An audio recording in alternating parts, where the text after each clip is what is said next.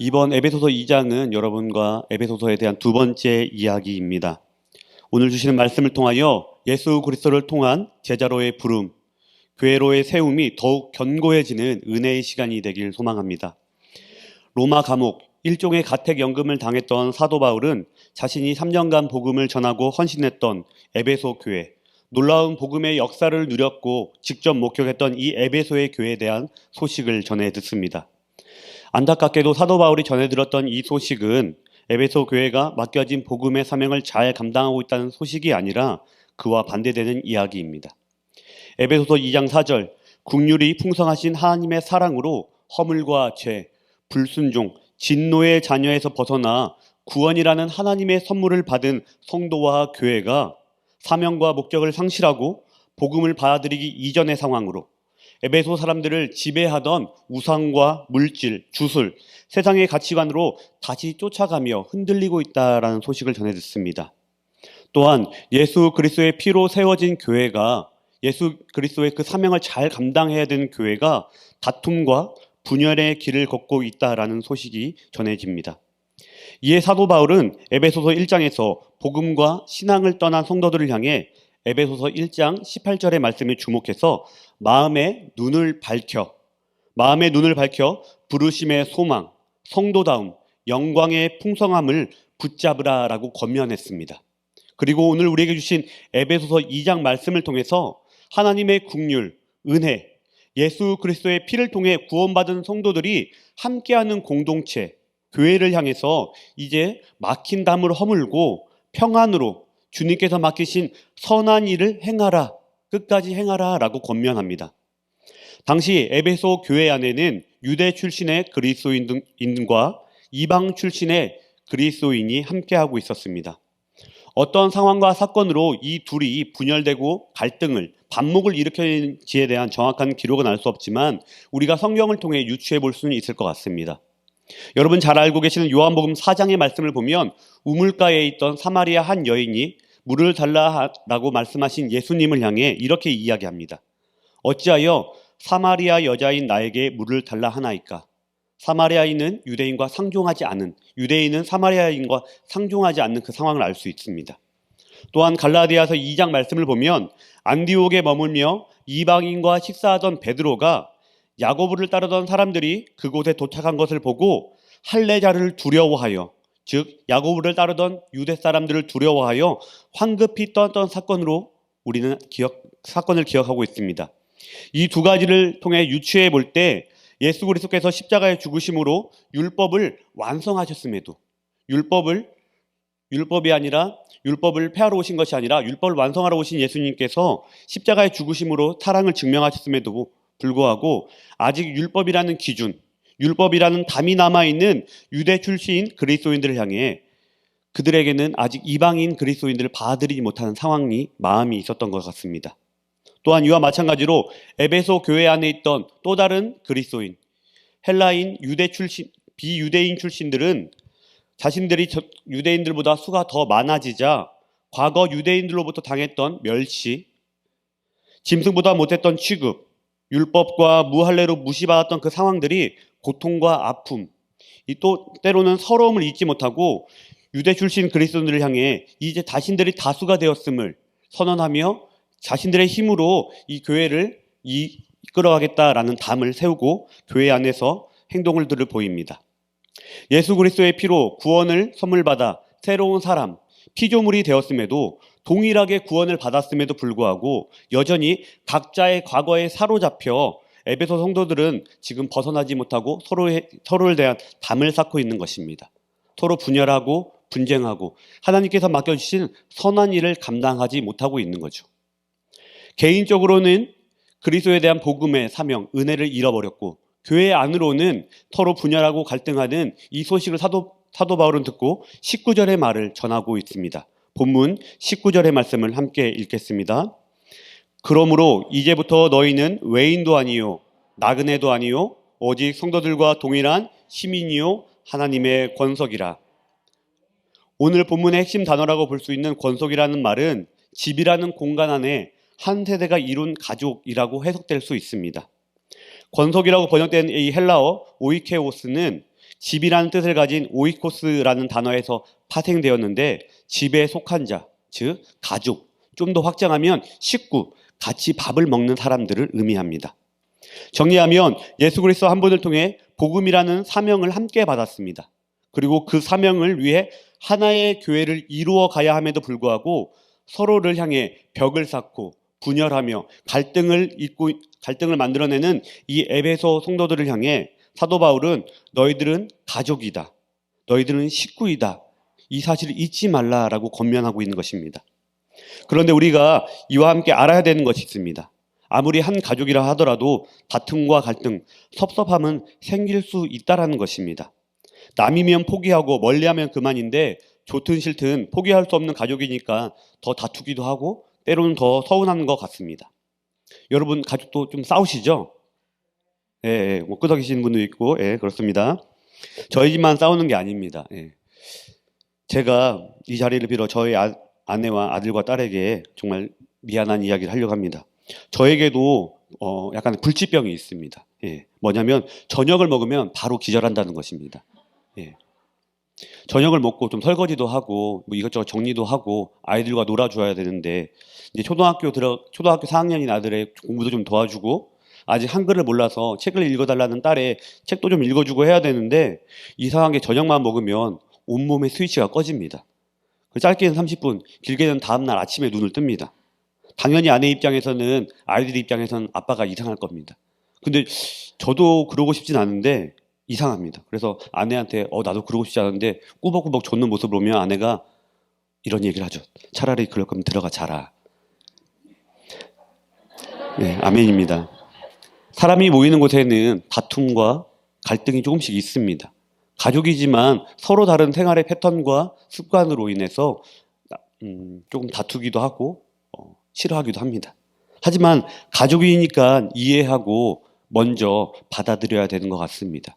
그런 점에서 들어가서 자라고 하는 저희 아내에게 늘 감사합니다. 저만 이런 거 아니죠? 네, 여러분 자녀에 대해서 다 100% 만족하십니까? 배우자에 대해서 100% 다 만족하십니까? 지금 대답하시면 안 됩니다. 네. 집에 가시는 길에 생각하시면 됩니다. 피를 나눈 가족도 생각과 마음이 다릅니다. 원하는 게 다르죠. 때로는 다투기도 하고 서운하기도 한데 몇십 년 이상 서로 다른 가치관, 환경 속에서 살아가던 사람들이 교회 안에 모였을 때 어쩌면 다툼, 갈등, 이해하지 못함이 있는 것은 자연스러울 것 같기도 합니다.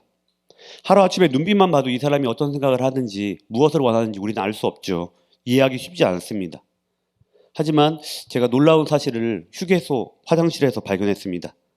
남이 나에게 못해주는 것은 당연한 것이고 남이 나에게 잘해주는 것은 기적이다 라는 말을 읽었습니다. 그런 면에서 우리는 날마다 기적을 행하는 것 같습니다. 네. 지금 우리 교회 안에는 서로 다른 가족들이 있지요. 영적 가족들이 있지요. 그 사람들이 나에게 잘해주는 것, 그 사람이 나에게 좀 못해주는 건 당연한 이야기인 것 같습니다. 남이 나에게 잘 못해주는 건 어쩌면 나를 잘 이해하지 못하는 당연한 것일 테고 그 사람이 나에게 잘해주는 건 정말 기적과 같은 이야기겠죠. 그렇다면 서로 다른 생각과 행동들, 갈등과 다툼으로 번져지는 이것을 우리는 어떻게 해결해야 할까요?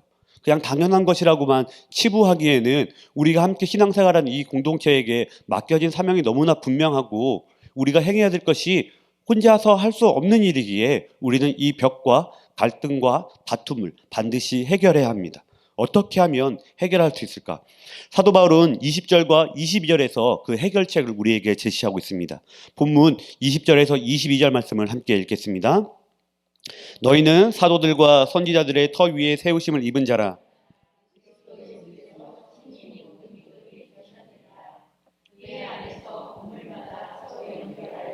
주 안에서 성전이 되어가고 너희도 성령 안에서 하나님이 거하실 초소가 되기 위하여 그리스도 예수 안에서 함께 지어져 가느니라.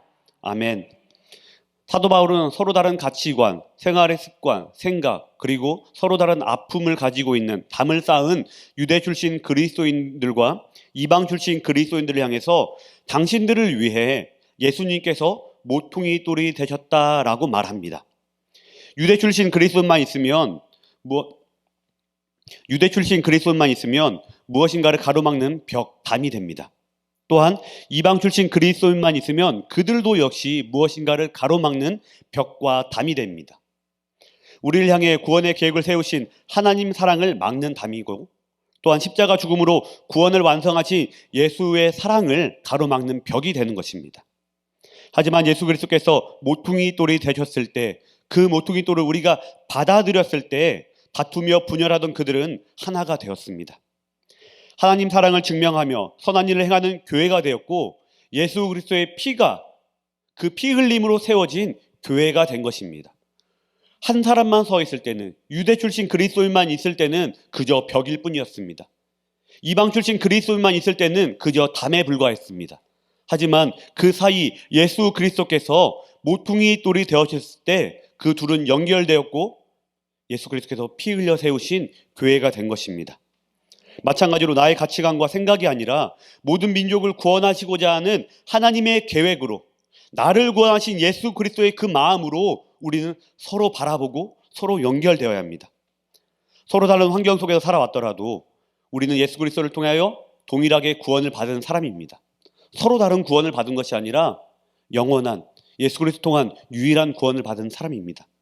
그렇다면 그 예수님을 통하여 우리는 이미 가족이 되었습니다. 가족이 됨을 믿으십니까? 질문을 바꾸어서 여러분 가족이 되고 싶으십니까? 그 사람이 나와 생각이 다를지라도, 그 사람이 나와 행동한 것이 다를지라도 우리는 가족이 되어야 합니다. 바로 예수 그리스도께서 우리를 위한 모퉁이 돌이 되어주셨기 때문입니다. 저를 한번 따라해 주시겠습니까? 우리는 가족이다. 달라도 가족이다.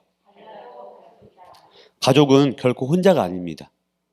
저 혼자 있다고 해서 가족이라고 부르진 않죠. 누군가 같이 있어야 됩니다. 그게 혈연이든 아니면 영적인 관계든 연결되어 있어야 우리는 가족이라고 부를 수 있습니다. 최소한 2명, 3명 이상 되어야 되는 거죠. 그래서 예수님께서 마태복음 18장 20절 통해서도 2-3사람이 모인 곳에 내가 함께 하겠다라고 말씀하셨습니다. 구원자 예수 그리스도의 이름으로 모이면 우리는 다 가족인 것입니다. 여러분, 새해가 되면서 가장 목표를 세우는 것 중에 하나는 건강이죠. 건강에 대한 목표 세우셨죠, 여러분? 예. 혹시 헬스, 요가 이런 거 목표 세우셨습니까? 예, 1대1 강습이 요즘 코로나 시대에 유행하고 있지만 조깅이나 헬스 이거는 혼자 하기엔 너무나 어렵습니다. 쉽지 않죠. 하루 이틀 하다 보면 지쳐서 합리화를 됩니다. 이불 밖은 위험하니까. 예. 내일부터 하면 되니까. 이런 생각으로 혼자 하다 보면 쉽게 지치고 포기하게 맙니다. 조깅을 해보신 분들은 아실 겁니다. 하루에 30분 뛰는 게 쉽지가 않죠. 짧은 시간이지만, 드라마 30분은 순삭이지만 이 조깅 30분은 엄청납니다. 하지만 2-3사람이 함께 모여 서로를 격려하며 뛸 때는 30분, 1시간 넉넉히 뛸 수 있습니다. 우리의 인생은 단거리 경주가 아니라 장거리를 뛰는 마라톤과 같습니다. 혼자서 달려가는 것이 아니라 함께 뛰어가야 하는 것입니다. 혼자 뛰면 빨리 갈 수 있을지 모르지만 길게 가지 못합니다. 멀리 가지 못합니다. 하지만 같이 뛰면 빨리 갈 수는 없을지 모르지만 오래 끝까지 달려갈 수 있습니다. 또 포기하더라도 다시금 힘을 내어 다시 시작할 수 있는 것이 함께 뛰는 것입니다. 그래서인지 예수님께서는 처음부터 교회를 세우지 않으셨습니다. 예수님께서 처음 하신 일은 12사람의 제자를 부르시고 세우신 것입니다. 그리고 그 제자들이 부활 승천하시기 전에 예수님을 통해서 사명을 받았습니다. 사도행전에 이르러 성령을 받고 사도가 되어 유럽과 아시아를 다니며 복음을 전파하고 그들에게 교회를 세우라, 선한 일을 하라라는 말씀을 주셨습니다. 즉 예수님은 12제자를 부르시고 가르치시고 영적인 성장과 결단을 통해 교회를 세우게 하신 것입니다. 사람을 부르시고 그 다음에 그 사람을 통하여 교회를 세우신 것입니다. 그래서 사도 바울은 앞서 말씀드린 것처럼 에베소서 1장 말씀을 통해 믿음과 신앙이 흔들리는 성도들을 향해 마음의 눈을 밝히라라고 성도의 사명을 먼저 다시금 깨우쳐 주었고, 2장 오늘 우리가 읽은 말씀을 통해서 하나님으로부터 구원의 선물을 받은 우리 예수 그리스도의 피를 기억하며 막힌 담을 허물고 가족이 되라라고 말하고 있는 것입니다. 교회는 2가지의 가족이 있죠. 함께 모여 예배드리는 가족이 있고, 또 하나는 우리가 좀 더 긴밀하게 소속되어 있는 목장 모임, 저희가 모이는 목장 모임이 있습니다. 커다란 울타리 모임인 예배는 하나님의 임재와 말씀이 중심되는 은혜가 가득합니다. 그런데 그 임재가 놀라운 그 예배에도 하나님과의 나의 인격적인 그 관계가 매주 이루어지기는 어렵습니다. 그 왜 그러냐면 우리가 예배를 드리지만 그 예배가 나와 좀 맞지 않았을 때, 혹은 예배를 드리러 오기 전에 나에게 좀 불편한 일이 있었을 때 우리는 그 예배에 집중하지 못합니다. 심지어 제가 전에 섬기던 교회에서 어떤 일이 있었냐면, 제가 이제 예배 안내를 이제 하는데 어느 분이 좀 뒤에 서 계시길래 제가 앞쪽에 자리가 있습니다라고 말씀을 드렸더니 이분이 저에게 내 자리에 누가 다른 사람이 앉아서 지금 나 뒤에 서 있는 거라고. 그러면서 그분이 뭐 이상한 분이냐 이런 말씀을 드리는 게 아니라 그분이 예배를 드리며 나가시면서 이런 얘기를 하시는 거예요. 다음 주에는 제가 일찍 와서 내 자리에 앉을 거라고. 그러면 여러분, 그분이 예배를 드린 거 맞죠? 하나님의 임재를 경험한 거 맞지만 그분이 말씀에 집중을 하기보다 내가 저 자리에 앉지 못하는 것에 계속해서 신경 쓰이지 않았을까요? 저는 이 예배 분명 중요한 우리의 신앙의 훈련이고 우리가 정말 중요한 거지만 이러한 부분을 보완할 수 있는 게 우리가 모이는 대목장, 목장 모임인 것 같습니다. 목장 모임이라고 부르는 작은 울타리 안에서 우리는 서로의 삶을 나눕니다. 서로의 기도 제목을 나누고 아픔을 위로하며 격려하고 또 함께 축하해 줍니다. 가족이니까 가능한 거죠. 만약 같은 기도 제목을 가지고 있었는데 한 사람만 응답을 받으면 얼마나 꼴보기 싫겠습니까? 그 사람을 위해서 정말 격려하는 마음으로 축복해 줄 수 있으시겠습니까? 쉽지 않죠. 하지만 우리는 가족이니까 그 사람을 축복해주고 축하해주고 나도 그 소망을 누리고 싶다, 그 은혜를 누리고 싶다라고 또한 기도하는 거죠. 내가 평소에 싫어하는 사람이 우리 목장 모임 안에 있다고 해서 그 사람을 우리가 미워하고 원망하지 않지 않습니까? 그 사람이 좀 힘든 일이 생겼을 때 잘됐다, 나 힘들게 하더니 이런 마음 품지 않지 않습니까? 왜? 우리는 가족이니까. 우리는 예수 그리스도를 통하여, 예수 그리스도 한 분을 통하여 동일하게 은혜를 받고 구원을 받고 가족이 된 사람들이니까 때로는 나와 좀 생각이 다르더라도 아픔이 있더라도 그 사람을 위로하고 권면하고 응원해 주는 거 아니겠습니까? 우리 그리스도인들은 이 예배와 목장 모임이란 두 울타리를 자유롭게 왕래해야 됩니다. 예배에서 은혜도 받아야 되고 그 받은 은혜를 목장 모임에서 나누어야 됩니다. 그리고 목장 모임만 있는 것이 아니라 예배를 통해서도 하나님께서 나에게 주시는 그 말씀의 은혜를 풍족히 누려야 되는 거죠. 두 가지가 다 있어야 되는 것입니다. 서로 바쁘게 살다 보니 모이기 힘든 것 분명히 있지만 특별히 목장 예배 안에 우리 생명력이 있기를 간절히 소망합니다. 그리고 서로를 위로하는 마음, 서로를 위해 기도하는 마음, 격려하는 마음이 있기를 원합니다. 그것이 우리 교회가 말하는 서로 사랑인 거죠. 서로 사랑입니다.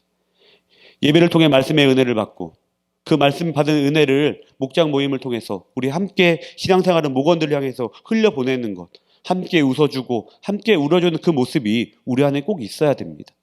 막힌 담을 통해서는 우리 교회가 견고하게 세워질 수가 없습니다. 주님께서 맡기신 이웃을 사랑하고 창조세계를 사랑하고 열방을 사랑하는 것 불가능합니다. 왜? 나 혼자 해야 되니까. 하나님 사랑은 나 혼자 받을 수 있을지 모르지만 그 다음의 이야기는 우리가 함께 해야 되는 것입니다. 목장 모임보다 나를 위해 걱정해주고 위로해주고 울어줄 수 있는 그런 모임이 어디 있을까요? 세상에는 그런 모임이 없습니다.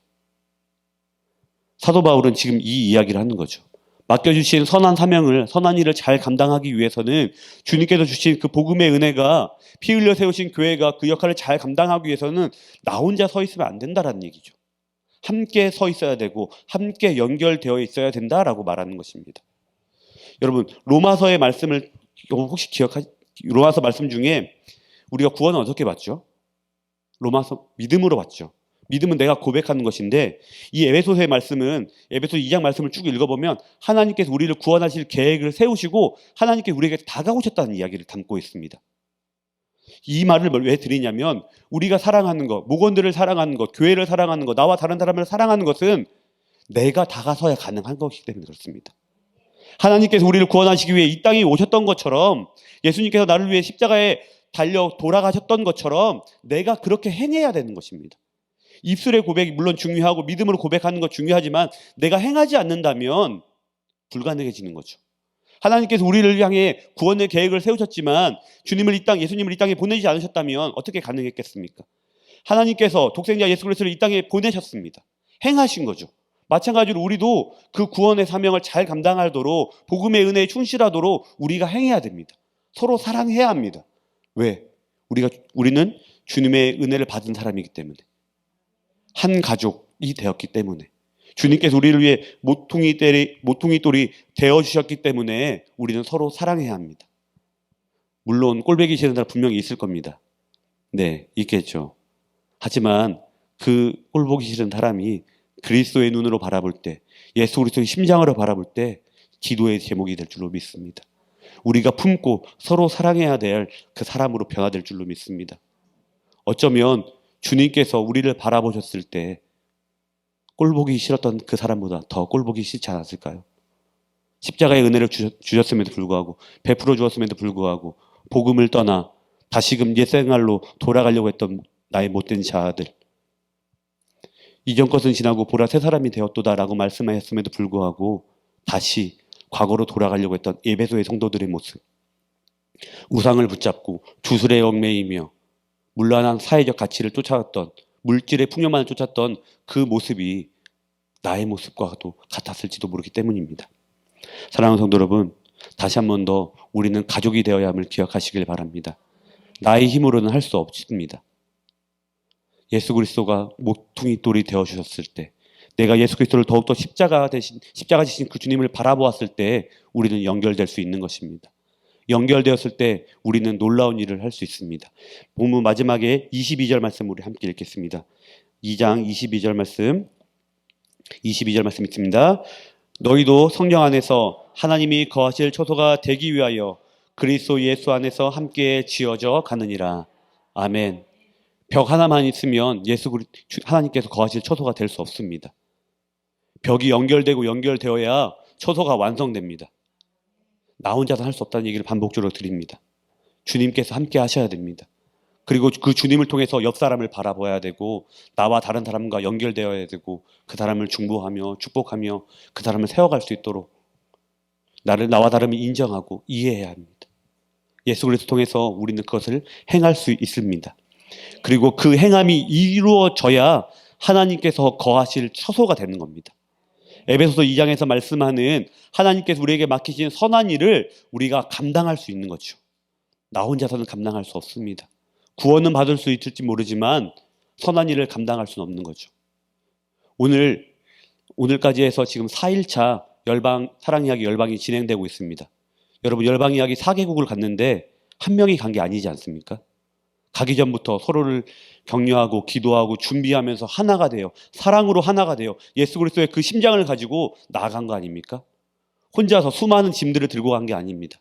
혼자서 가서 할 것을 준비한 게 아닙니다. 보내는 선교사가 있었고, 협력하는 선교사가 있었고, 가는 선교사가 있었습니다. 우리 온 교우가 한 마음으로 함께 했기 때문에 사랑 이야기 열방이 쓰여지는 거 아니겠습니까? 그 사명을 우리가 감당하고 있는 거 아니겠습니까? 만약 우리 교회 안에 한쪽 답만 있었다면 그 사랑 이야기 열방을 감당할 수가 있겠습니까? 없겠죠. 한 번은 감당할 수 있을지 모르지만 계속해서 감당하는 것은 불가능하죠. 준비하는 과정 가운데 어려움도 있었고 불편함도 있었을 것 같습니다. 하지만 예수 그리스도의 사랑으로 연결되었기에 모든 것이 다 협력하여 선을 이루게 된 것이죠. 아름답게 이어지고 있는 것이죠. 가는 선교사님들 돌아와서 이 이야기를 하셔야 될 텐데 다투고 돌아왔다면 안 되는데 걱정입니다. 우리 교회는 한 사람만 있는 교회가 아닙니다. 두 사람만 있는 교회도 아닙니다. 수많은 사람들이 있는 교회죠. 서로 모양은 다르고 생각은 다르지만 동일한 공통점은 예수 그리스도의 피로 구원을 받았다는 것입니다. 그렇기에 우리는 그들을 서로 사랑하고 가족이 되어야 합니다. 사랑하는 우리 동서원 성도 여러분, 목장 모임을 통해서 서로 사랑하시길 바랍니다. 예배를 통해서 만나는 사람마다 서로 사랑을 표현하시길 바랍니다. 그 사람의 표정을 읽고 마음을 읽고 위로하고 격려하고 축복하는 그 놀라운 일이 우리 교회 안에, 우리의 예배 안에, 목장 모임 안에 있기를 간절히 소망합니다. 기도하겠습니다. 하나님, 오늘도 우리의 삶을 주관하셔서 하나님께 수요 예배를 드릴 수 있도록 인도해 주심을 감사드립니다. 오늘 말씀을 통하여 주님께서 우리에게 허락하신 구원의 선물을 영적 가족과 함께 더욱 풍성하게 누리며 세상과 열방을 향해 흘려보내길 원합니다. 우리에게 맡기신 복음의 사명이 나와 다름을 인정하지 않고 세워진 담으로 인해 막히지 않도록 우리를 십자가의 은혜로 새롭게 하여 주옵소서. 구원자 예수 그리스도, 모퉁이 돌 대신 예수 그리스도를 통해 영적 가족을 서로 사랑하며 주님께서 다시 오시는 그날까지 사명을 잘 감당하는 교회, 서로 사랑하는 교회, 주님께서 거하시는 교회가 되도록 은혜 베풀어 주시옵소서. 우리 동서원교회 모든 성도들에게 주님께서 보시기에 아름다운 영적 가족이 되려는 마음을 허락하셔서 서로를 위해 격려, 위로, 기도하며 하나님께서 맡기신 선한 일을 사랑 이야기를 잘 써내려갈 수 있도록 인도하여 주옵소서. 예수님의 이름으로 기도합니다. 아멘.